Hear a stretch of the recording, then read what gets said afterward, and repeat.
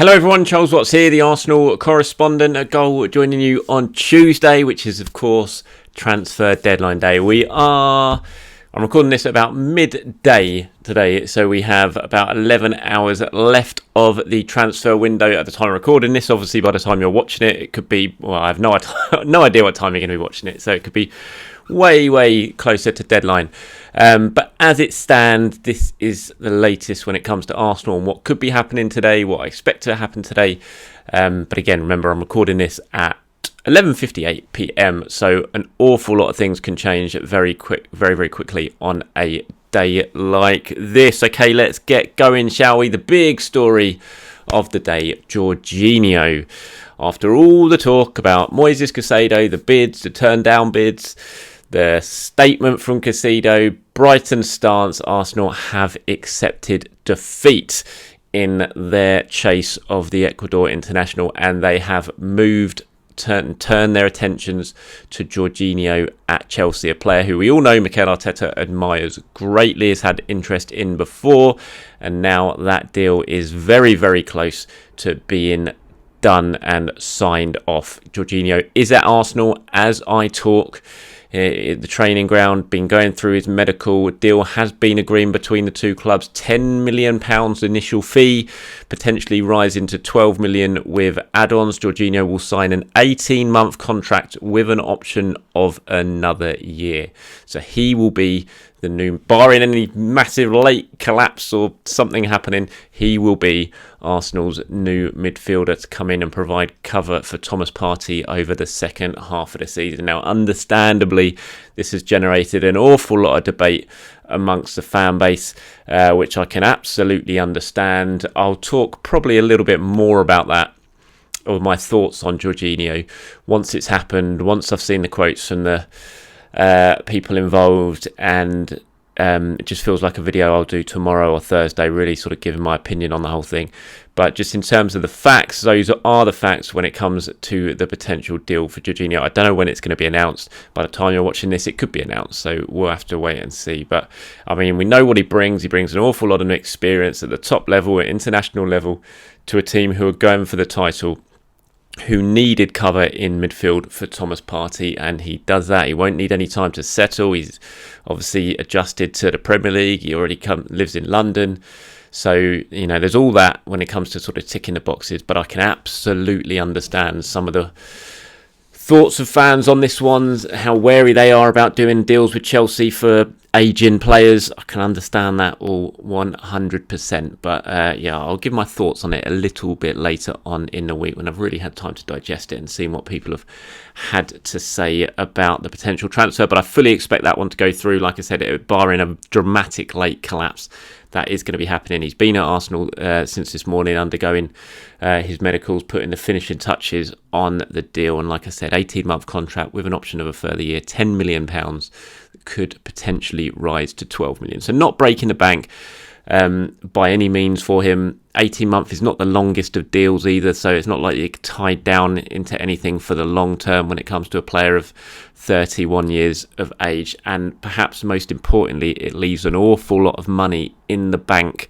for the summer, and we all know where Arsenal are going to be looking to spend that money, or the majority of that money in the summer, and that is a certain Declan Rice at West Ham. And you would think having this amount of money left over from the pot that they had for January is only going to help with that, and they're going to need plenty of money for that, especially given the competition they're likely to face for Declan Rice. It might not be an easy deal to do, and yeah, so this may well help in that. But again, we'll talk, but I'll give my thoughts, more measured thoughts on the whole thing a little bit later on in the week. But that's the latest when it comes to Jorginho and Arsenal.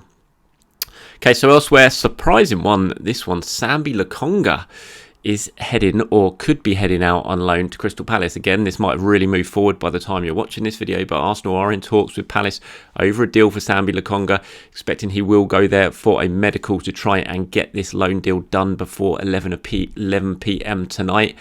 Now, this is an interesting one. Surprising in many ways, but also good in many ways. I mean, look, he needs a loan. I've said it on these videos before. He is crying out for a loan.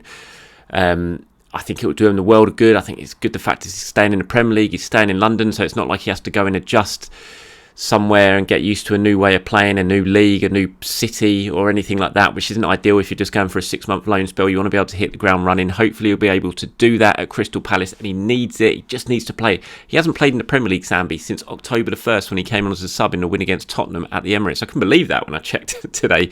Obviously he's played lots of cup games since then, but in the Premier League he hasn't featured since October the 1st. I think that says an awful lot about where Mikel Arteta sees him at the moment and the trust he has in Sambi. He's just not featuring in the Premier League. And for him to develop, that's just not ideal, is it? If you want to play, if you want to get better, if you want to continue to develop when you're a young player, you need minutes, and not just in cup games here or there. You need it in the Premier League regularly, and he's going to hopefully, fingers crossed, get that. I mean, it's no guarantee. If he goes there and stinks the place out at Crystal Palace, he'll end up on the bench at Crystal Palace, and it won't do much good at all. But hopefully that won't happen. He'll play well under Vieira, and will get the game time he needs to really improve. And I'm not saying he's going to come back and be really push for an Arsenal first team spot next season, but potentially he might come back and he's had a good 6 months on loan at Crystal Palace, and that will put him in the shop window to potentially sell him in the summer, because we don't know what's going to happen with Sambi. He looks no closer to being a first team regular at Arsenal now than he did when he signed in the summer of 2021. So a good loan spell could potentially push his value up, because his value won't be very high at the moment. But if he has a good showing at Palace, really shows he can do it week in, week out in the Premier League, then that value is going to go up again. And Arsenal could cash in and certainly get a fair chunk of their money back in the summer. We'll have to wait and see. But it feels like a good thing for him, definitely 100% in terms of his development, to go out on loan. But, and it's a big but, you think the whole push for Arsenal to bring in a midfielder this window, given El Nenny's injury and things like that, was because of a lack of numbers. So yes, you're signing Jorginho on one hand, but then you're letting the midfielder go out on the other hand, and then so you're back to the same amount of numbers you had before Jorginho. So it kind of, you look at that and think, timing's pretty odd. But then I also suppose the fact that he hasn't played in the Premier League since October the 1st, and Arsenal have had injuries, and Arteta's still not really using him there. And with Jorginho coming in, you're thinking, well, where is he going to play? I think if El Neni does come back at some point, and we don't know how long he's out for if he does come back even for the last couple of months of the season, you've got for the sort of DM role, you've got Partey, Jorginho and El Neni, and then if Smith Rowe stays fit for the sort of more attacking roles, in number 8 roles, you've got Odegaard, Vieira, Smith Rowe, Trossard can play there as well. So there are options there. So yeah, it's a weird one in a way, but I can understand it in a way as well. And I think certainly for Sambi's point of view and for his development, I think it's a very good move for him to stay in the Premier League and go out on loan. Just hope, fingers crossed, it doesn't come back to bite Arsenal injuries-wise. And they might have to look to, whereas you could have plugged a gap or plugged an injury by using Sambi, you might have to look to plug it elsewhere. But I mean, I think it's pretty clear that Mikel doesn't really have too much trust in him at the moment. The fact he hasn't played in the Premier League since October the 1st certainly seems to point to that as well. So that's the latest on Sambi. Cedric Soares, this one still rumbles on. Time running out. He's has had a loan deal with Fulham agreed for days now, but the big issue is that Fulham have already the amount of loan players that they're allowed to have. They can't have another one, so they're trying to sort that out. They're trying to turn one of their loan players, I think it's Shane Duffy, isn't it? They're trying to turn that move into a permanent one, and that will free up space to bring in Cedric on loan. That hasn't happened yet. There's a couple of other clubs sniffing around Cedric Soares before 11 p.m. deadline. I'm told the priority is still getting that deal with Fulham, and Marco Silva is still really pushing to get that deal done. But, as you get closer to 11 p.m, if it hasn't happened yet, then something could make Cedric start looking elsewhere. But at the moment, Fulham's still the priority. That's still the most likely looking option, but there are a couple of other clubs sniffing around when it comes to him. So keep your eyes peeled to my social media accounts for any developments on Cedric Soares. I will let you know. One deal that has been confirmed today already is Marquinhos, of course. Spoke about that yesterday. A loan deal with Norwich being agreed. That has been confirmed now. Marquinhos was speaking about it. He says, I'm really happy to arrive here in Norwich and I'm very excited to play my first game. I've learned a lot as part of my adaptation here in England.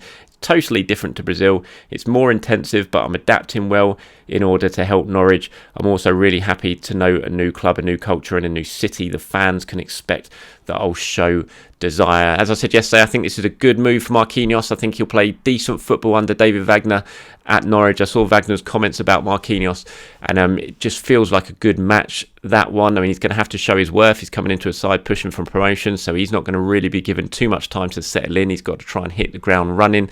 seems like he's got the ingredients to be a success in England and in the Championship. He's not, he's a physical player. I think he should be able to cope with that. So I think that will be a decent deal, a decent move for Marquinhos. And it'll be interesting to see exactly how he gets on there.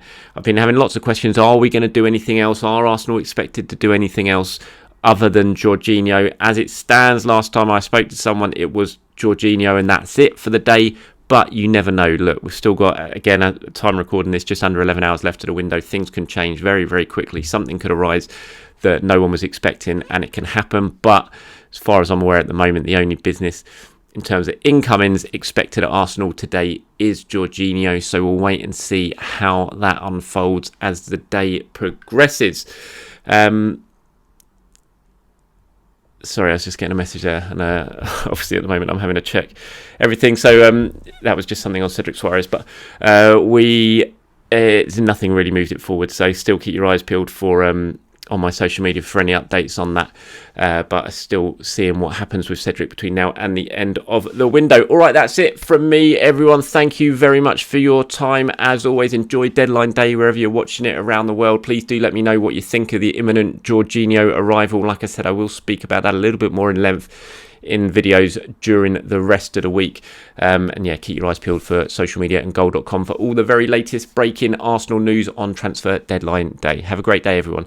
I'll speak to you soon.